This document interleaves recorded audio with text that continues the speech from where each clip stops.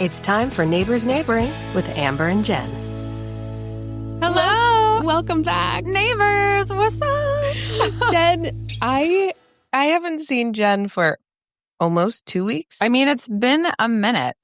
I can't believe it's been so long. Like, we're recording this a day before it's going to be published. So, my gosh. Yeah, I'm going to... Sorry, Amber. No, you were on vacation. It was fantastic. Yes, I'm so happy. But my list for Jen is so long. I don't even know. I texted her while she was on vacation. I'm telling her all this stuff. I'm like, I'm sorry. I'll just keep it for when you come home. I'm sorry to keep bothering you, but no, it's never a bother. And then I'm so eager. It gives me something to look forward to. Yes. Vacation was nice, but back to real life. Real life starts tomorrow at 8 a.m. or 7:30. What time you wake up? I wake up around 7:30. Yeah. That's good. It's a good time. So what did I miss? Okay.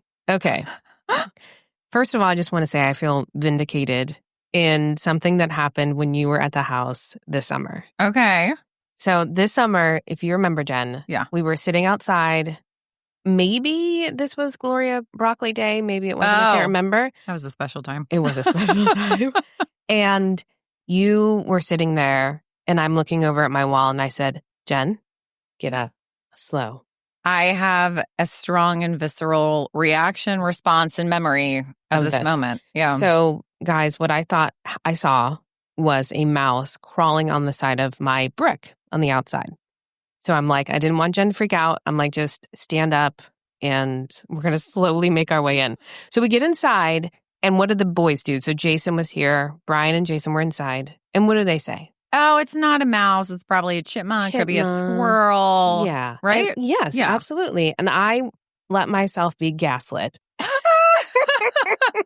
into believing it was a the chipmunk. patriarchy. Yes. It really came for you. It did. And I was like, okay, well, maybe it was a chipmunk. All right. So we have dinner with you guys a couple weeks ago before you're on vacation and everything. And then Brian and I are sitting outside. And don't you know, another freaking little chipmunk, same path. And Brian's like, oh my God, it's probably a little mole. Did he see it? He did. He saw it. A mole? It was so tiny. It was super, super tiny. So I was like, oh, I guess it was a mole. And then he kind of ran, and then he was confused, and he ran down to the woodpile. All right, fast forward. We're not going to make this a super long story, but I'm sitting down in the basement. It's Tuesday night, Monday night, one of the nights, and I'm just laying down there. Brian's upstairs in the bedroom. It's Tucker on the couch, hanging out with me in the dark, watching TV. And I see something out of the corner of my eye, and I'm like, oh, it's probably one of those centipede things, right? No. And I was like, I looked, and I'm like, no, it wasn't. It must have been just Tucker stretching. A shadow. Yeah. Sometimes in my glasses, I get kind of that glare, and you just don't, it's not really a real thing. So I just didn't think anything of it. I sat up, got some water, and don't you know, it was a mouse. No. It was a damn mouse. In the house. In the house. No. A mouse in the house. You have fucking cats. Do the job, Tucker. Oscar, come on. Jen, not only do I have cats, but Tucker was with me. And he had no response or reaction to it. No interest whatsoever. He just laid there, and he was like, Is this what domestication of household pets has brought us to? I don't know, but I was like, are you serious? Mm-mm. So I call Brian on this phone, and I yell up to Brian, because I didn't know if he could hear me or not. I yell up to him. I call him. No response. I call the house phone, because we still have a house phone. I call the house phone. He doesn't answer it. And I'm like, what the hell? Damn mouse comes back in again. Runs under the couch. My studio door is open. I'm like, I can't have this mouse in my studio. No. Like, we have to do something. I scream bloody murder. Nothing. Jen, none of them, not Oscar, not Tucker, not Brian, no one comes to my rescue. I am a woman on my own at this stage. Give me a house centipede. Give me, and you know how much I hate a moth. Give me a moth. Do not come for me with a mouse. Not with a mouse. No. No. There's fur and a tail? I think not. It was like galloping. Oh, God. It was like not scurrying, right? It was like galloping. Oh, God. Amber is really reenacting this moment in a manner that may need to make it to the ground. I mean, I can't. Yes. So Brian finally comes down and he's like, can you help me? And I said, no. I don't know. There are certain things in my life that I will happily defer to someone of the other, species to do. Species. Sometimes I think that's... Men are from Mars. Men are from Mars. I could talk about that too. So anyway, I'm like, no, I can't help you. Then, of course, I'm like, yes, of course, I'll help you. But I'm going to stand on the stairs. You be in the basement. Mm-hmm. Long story short, we can't catch the mouse. We can't catch it. So it's still on the loose? No. Oh, no. Oh, no. I told him, I said, you have an ultimate responsibility to take care of this one. Like, I take care of a lot of stuff for the house. The mouse is yours. So we call the Orkin man. They come the next day. We have a whole plan with them now. They're bait trapping and, putting stuff everywhere. And my biggest complaint about this whole situation is, though, like, someone could have been stabbing me. And Brian's just like, I was sleeping. How do you sleep that hard? You know how loud I can get. Like, how do you sleep that hard? This could really take us down a tangent, which is I have a strong belief system that when there's like an alert, men sleep through these things. Yeah. I've heard from a lot of female friends with kids. It's like, when the kid starts crying, guess who's up and guess who's still sleeping? And it's like, are they really sleeping or do they just conveniently Are they able to just completely block it out? Like, part of me is like, Brian might have heard you screaming and been like, she's probably fine. She's probably watching a television show and yelling at it. Exactly. I wasn't. I was devastated. God. Anyway, and I'm really disappointed in these cats. I sat them down. I had a long conversation with both of them, and I said, "You have to start doing something to earn your keep." What are they contributing to the economy of this household? They're nothing besides beauty. I mean, they are two gorgeous cats, but I am disappointed. The Orkin man did say that there are just some cats that aren't hunters, and I guess mine aren't hunters. But it does turn out we have a bigger problem than we thought. They have a whole little situation happening in my attic. So now we have to get all the insulation taken out. No. We have to get the whole outside of the house sealed. Like, so we have they're bringing a crane in because they can't be on slate. And they have to caulk all these, because the entranceway is getting up through the eaves in the attic. Like, that's why we don't see him anywhere else. That little mouse just probably came in when I was working out hard here in the basement and like rocking out real hard with my music and like squeezed in through a little hole. But he was ready to jam. He was. Yeah. And now, two things, the cats and the boy, disappointed in their care for me. But second thing, vindicated. You were vindicated. That was a damn mouse outside this house. Oh, God. If that mouse had somehow touched me, I would have lost my mind. Oh, God. I can't even believe this. Girls' weekend this weekend, right? Okay. I had my girls here. Yeah. It was a good time. We can talk more about that later. But we were sitting outside, and I didn't want to tell them about this because they're spending the night here. And I was like, I don't want them to freak out. Like, because it's not like we have a mouse problem inside the house. It's like, attic situation. And these are tough girls. Ange and Amy, they're like triple A's. They're tough girls. It's not the end of the world, however. It's also not like, hey, let's just like jam But out. We were sitting at the table outside, and I was like, oh! Mouse shows up, same spot from you and I, and same spot from Brian and I. And I tell the girls, I'm like, there's the mouse. Eventually, I had to tell them. And my friend Angie sent the picture of the mouse to her husband, and he said, "Oh, it's so cute. Don't hurt it." I was like, "No, we are. The mouse isn't gonna stay alive." So we're like, we're just gonna let the mouse be there. He's not doing any harm. We're carrying on with our conversation. He hides behind the light. All of a sudden, we hear this kaboom. No, frickin' mouse like jumped. No. Yeah. So we went inside. We never went outside for the rest of the time. We didn't hang out at all outside for the rest of the time they were here. I feel like there are spaces, places, and times where, okay, nature, do your thing. Okay, mouse. Okay. Yeah. Oh, for example, in Maine, I was just in Maine. We can talk more about that with our college buddy. And he has like a campground property on an island outside of Maine. Amazing. And, oh God, I mean, stunning. Just the whole state. tomorrow I'd like to retire, move to Maine. I was born to be 65 and retired. Let's just talk about that. I love that for you. It is who I am. But the mouse situation, I actually didn't see any mice in the woods when I was there, but Jace did find like a little gnaw, like a little, maybe like a baby little like hole in one of his sleeping bags. Oh, so he was like, oh. But you're camping.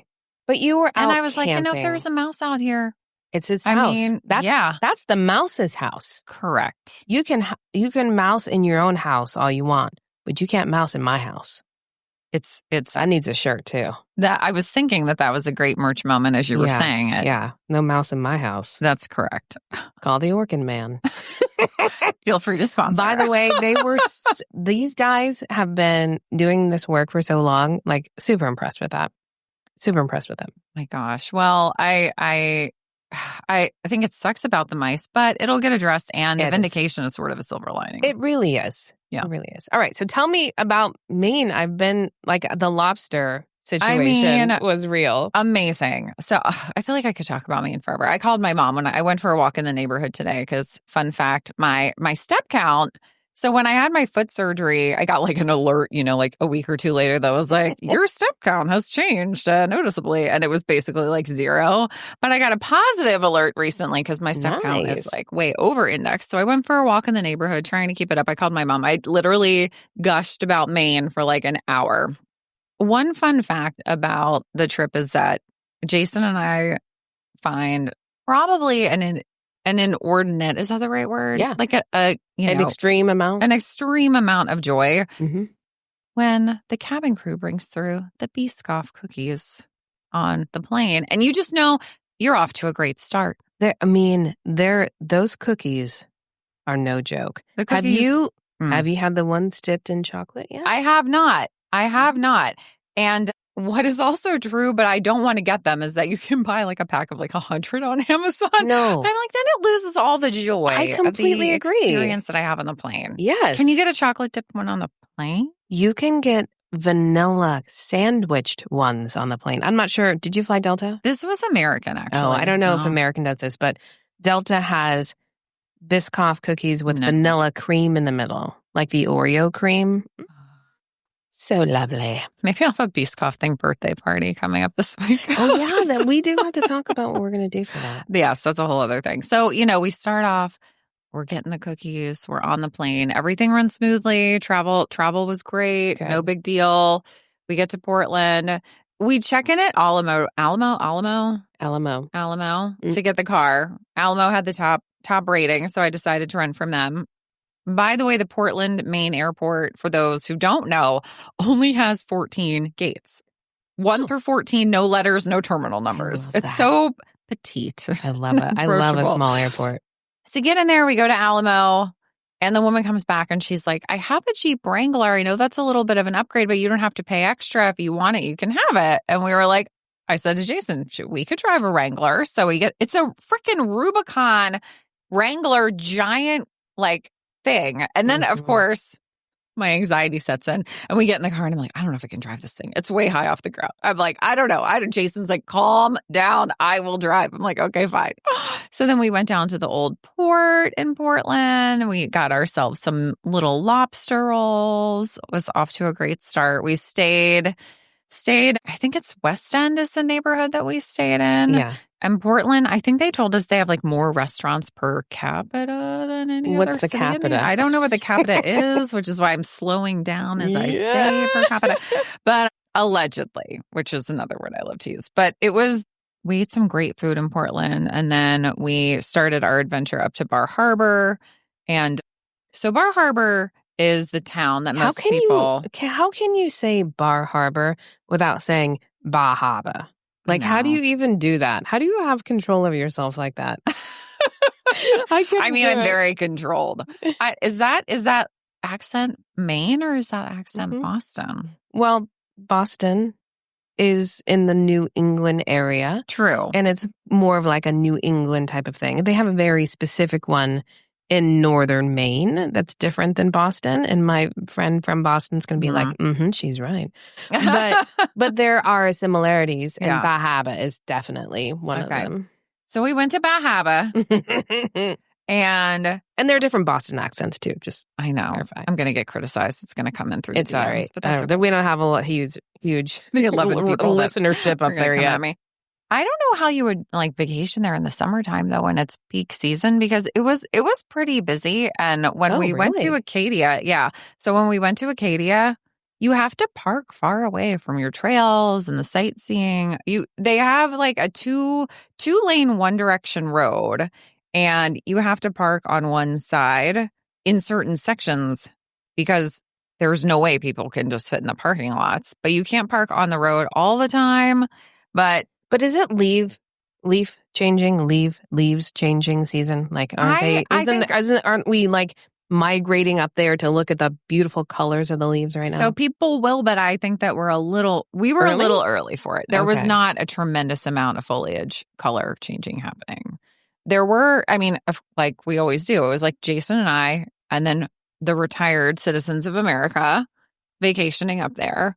And we follow, if there are like migration pathways for vacation, like we follow the retirees everywhere they go, when they go, because we don't have kids. Yeah. So why would we go in the summer when it's like the worst possible traffic? Yeah. So hot tip, if you're going to go and you can not go in core summer months, you'd have to take a bus or something and get off and get on in a more formal touring situation, because you would not be able to park and get out and do anything. It just wouldn't even be possible. Yeah. So thankfully it was very busy, but very reasonable. So we did a walk around Jordan Pond, like a little hike, which is a pond in Acadia.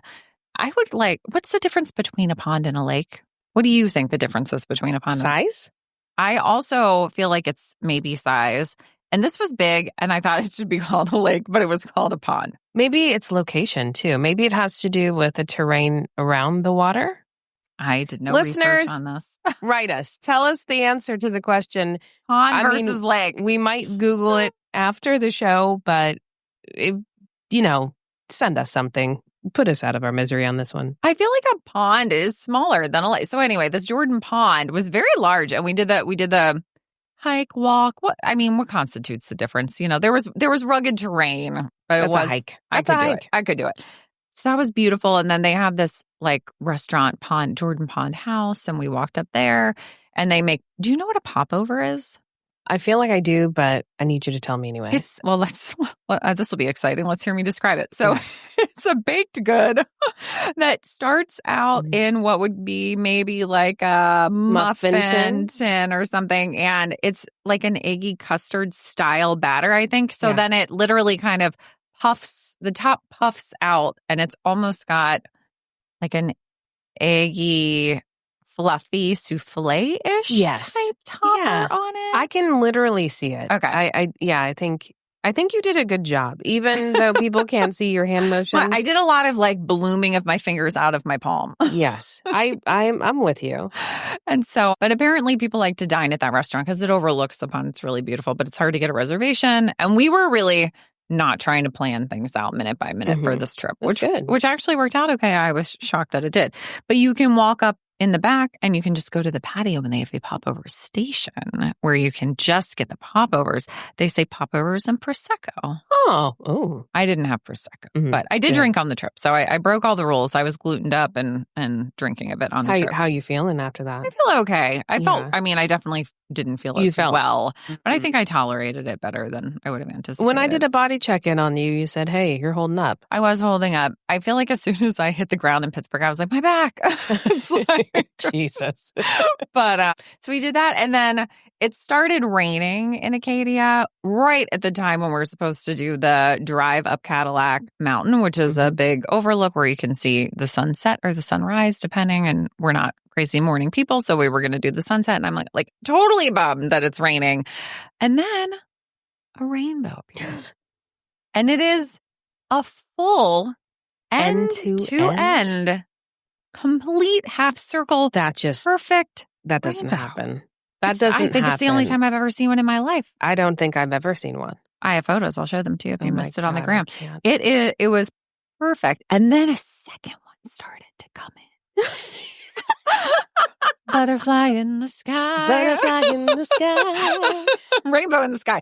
And so Jason goes, oh my God, there's a second one. I'm like videoing this shit. I'm like, this is the first time in the history of the world I have ever seen a full rainbow. I'm like losing my mind. Was the new rainbow underneath the It was outside and it didn't quite make it didn't all create the way. The golden arches. Like, no, there were no intersecting arches. We had no McDonald's. We had one full arch and then like the start of a second one that might have gone over it, but it never came into full bloom. I do love a double rainbow too. I've seen a double rainbow, but not an end to end with a double. It was amazing. It was so beautiful. And the view was gorgeous. And, the weather there is kind of like all over the place. So it'd be like nice and warm, but then you'd have to make sure you're ready for a little rain, a little beanie action.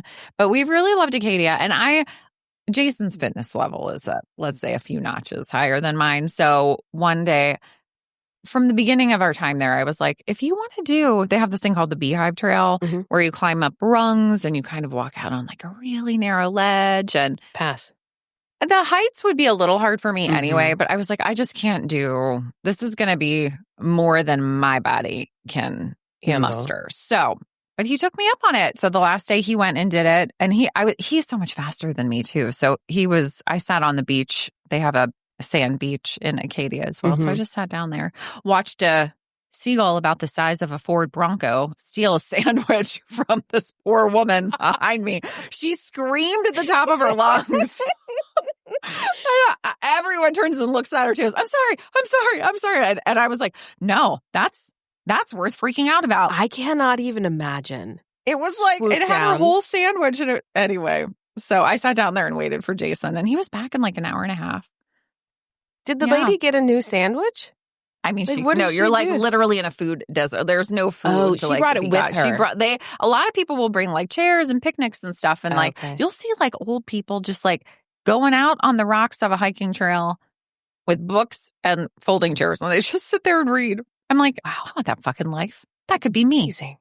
Be wearing that giant hat, rimming my face from the shade, which clearly I did not do well enough. I know on this trip you have you're sunned in your chest too. I know. This is more than I was expecting. But it's good color. I don't think it's bad color. You the vitamin wore D. Sunscreen? I did wear sunscreen. You're fine. You're going to be all right. You're going to get literally inside 99.7% of the time. Oh, and then, so this is a doozy. Acadia is sort of, there's like a main zone, and then there are other trails and parts of the park that are located elsewhere on. I think it's called Mount Desert Island is like the island that it's all on. So Jason finds out about this little lighthouse where they do the sunset, the sun sets, and then people go to there to view it. You know how they do the sunset? Yeah, they do that every single night. Yeah, every night. This is a repeat show. I know. I'm like, can we mix this up a little bit? But anyway, so we don't really know what we're in for because this whole trip was sort of like, what are we going to do today? Yeah. We drive down this narrow road to go toward the lighthouse, and there are cars kind of backed up, and I can see the lighthouse, but I see cars just aren't moving. And then I see a car come around from where we can't see, it exits, and then the next one goes in. I'm like, oh, they must be waiting for parking spots. Yeah. So I just assume that's what's happening, and we sit there for a little bit. So we inch up. When our turn comes, we see, okay, that is what's happening. This is a very small lot. People are waiting for it to clear out. Don't you know, not everyone can figure this out. Not everyone can figure this out. People start in fits of impatience driving from behind us and cutting the line, going around and pulling forward. Now, I will say, like the first maybe 2 or 3 people realized like, oh, fuck, my bad. Like, and then they would turn around and they just kind of leave. Like some people did do that. Like one person created a space out of something that wasn't a space. And then this woman in like a Corolla and her boyfriend pull around, and she kind of like, she can see that there are no spots. So then she makes this bizarre maneuver where she like backs up, and then she starts backing toward us like she's just going to wait in front of us. Whoa, no, honey sweets. That would have been me. I started, if you had been there, this would have gone very differently, I will say as well. But So I'm like, Jason, she's going to hit the Jeep. So he blares on the horn. Nice. I'm like, what is she? And then she like waves out the window like, oh, I'm sorry. Oh, it's okay. I'm fine. I wasn't going to hit you. And we're like, what is this woman doing? So then she pulls up and she fucking parks her car. and she and her boyfriend get out. They open their trunk. It's not a spot. And in fact, it's going to impede traffic.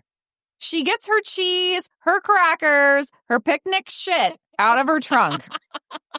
Jason and I are sitting in the car.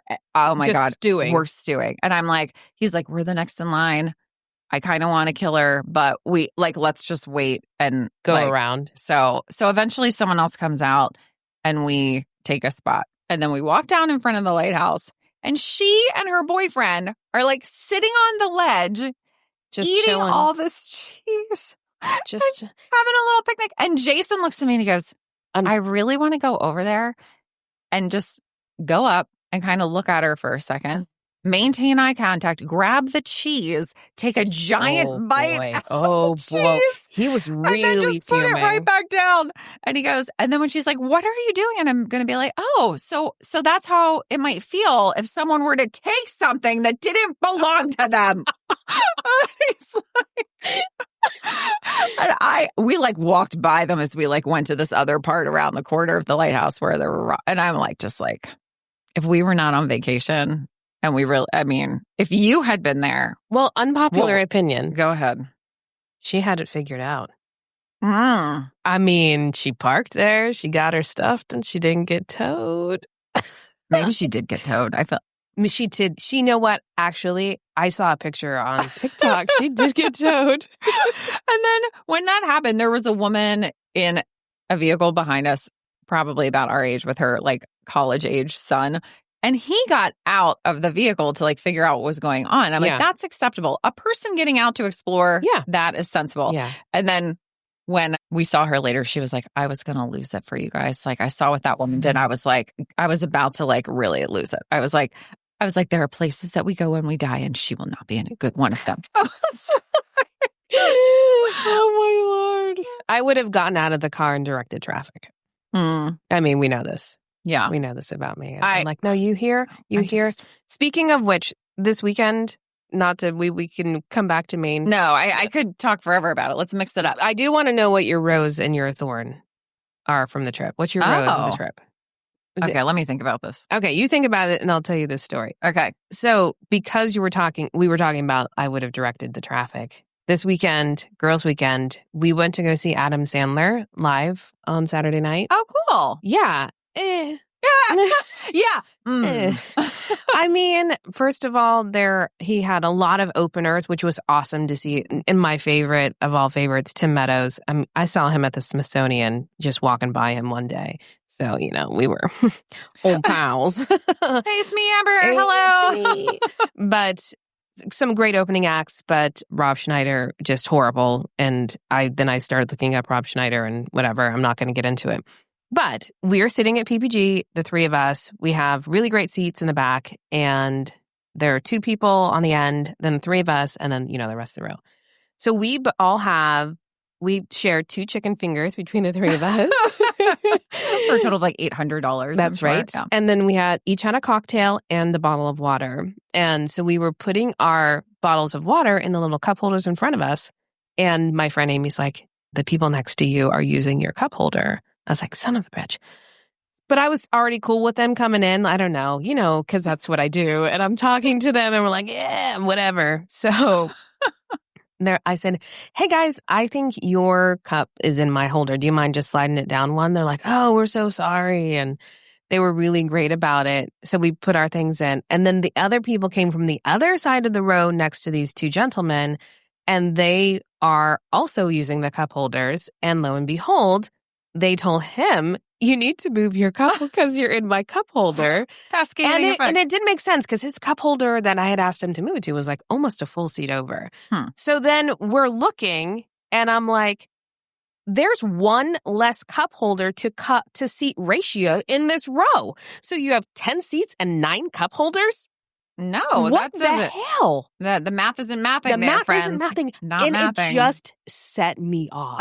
It set me off because Brian and I used to go to all the Penguin games. We had season tickets. We were at the Upper Bowl, and the logistics of the PPG Paints Arena, formerly the Consol Energy Center, formerly nothing. I don't think it had a prior name to that. I literally said to Brian, I go, I cannot come here anymore because the logistics of this place are asinine. I don't know who designed this thing. I wrote a letter and offered my services to them to say, like, let's figure this out together. But no, what they did is in the Upper Bowl, they decided to stick snack booths outside of the bathroom. So what, are you in line for a hot dog or are you going to let it go? Like, space planning. What is happening? Fail. And then to have, so I tell Brian this story. He goes, oh yeah, I did hear about that. Some seats. I go, where in any world does that make sense? Now you're going to create conflict between people who need to just put their water in a cup holder. I would like to point out, if there's any way to handle the situation, it's that you should have one extra. One right? extra? Couldn't you have that? You I feel like it would work. Yes, it could work, Jen. That's bullshit. It was, it just had me, it really grinded my gears. This also, I don't know why this reminds me of another story. So on the first flight back, the woman next to me, of course, being the female companion to a man. You're in the middle. You're in the freaking middle seat. Yeah. So I'm in the middle seat, and I booked Jason the window when I feel bad. He probably would prefer the aisle, but I need control of the window. The shade? I have to have control of the shade or I will lose it. And I'll be that person that's sort of like staring at you and staring across you. And I'll be like, well, do you have the shade open or closed? Open. All the time, the whole time? Of course. Even if people are watching a movie? Who's watching the movie? I'm always watching a movie on the plane. And I should close it so that you can watch your movie. Yeah, because then the light just glares on my TV screen. You might have to suffer the consequences. Oh my God. I would give you death stares so hard. I might puke on you though because that's a different story. That's different if you've got a medical condition where you need to look outside of the plane. Mental, I don't know. But yeah. Whatever it is. I get that. Dizzy. I get I could make it through. I don't prefer it. I guess that's what I'd say. That's fair. So anyway, note to self, do not book in rows with Jen. Don't do it. That fucking window will be open.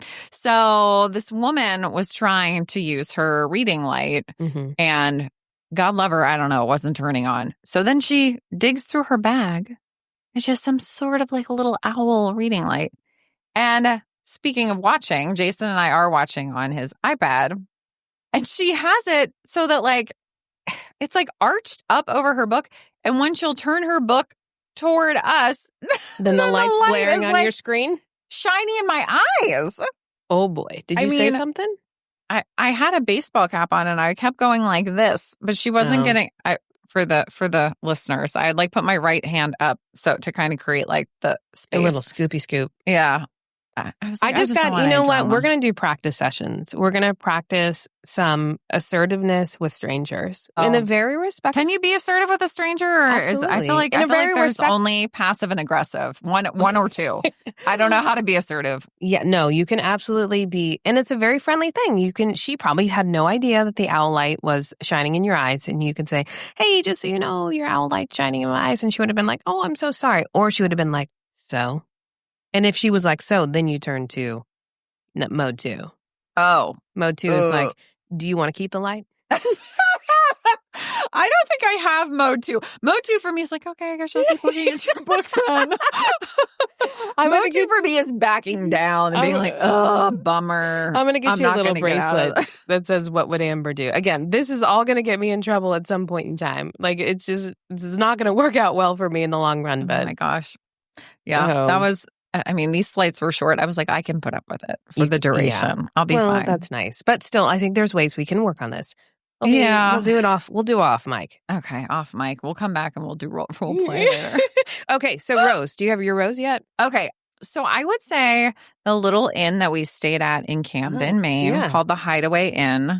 Shout out to the Hideaway. Hideaway Inn, perfection. Love it. I wish we could have stayed there. We only were there one night. We knew we would need some time in the Acadia Park. Therefore, the Bar Harbor stay was Bahaba. Bahaba was a few nights. And so Camden is very close to Rockland, where our pal lives. And I was like, we're just going to stay in Camden the first night. It's only like a 20-minute drive from Rockland. So he met us there. We had a really nice dinner there too. But the Hideaway Inn bed was so comfortable. God, you know what? You can have a junk-ass hotel. And if that bed is everything, it makes so up. Good. And they had we stayed on the main level of the house, but we were off almost like we had our own separate entrance, and we had like a front door and a back door. And we had little Adirondack chairs on a little porch. We sat there. I was like, I am in my coastal inn era. I'm living the dream right now. Did you drink tea or coffee? We did drink. We frequently drank both coffee and tea. Oh, that's amazing. We also had like a little in-wall gas fireplace in the little bedroom alcove area, which was very peaceful. Yeah. We need one of those for the house. And they made a delightful breakfast with, I'm actually supposed to email them and find out. Tell me more about the bacon. The bacon was I've never had bacon like this in my life. Was it more like hammy and less fatty? It was somehow crisp. It was like dried out, which sounds bad, but it was so crisp. Crisp, okay, not It was like chewy. almost like melting in your mouth, crispy, like if a biscuit was bacon. Like a Biscoff biscuit was bacon. Correct.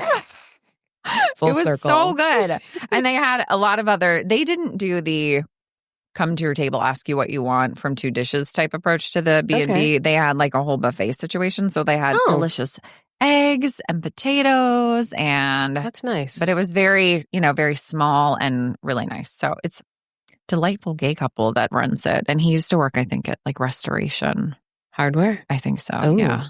Yeah. So nicely decorated. The decor was beautiful. Yeah. Our buddy was there with us, and there's this broom on the wall.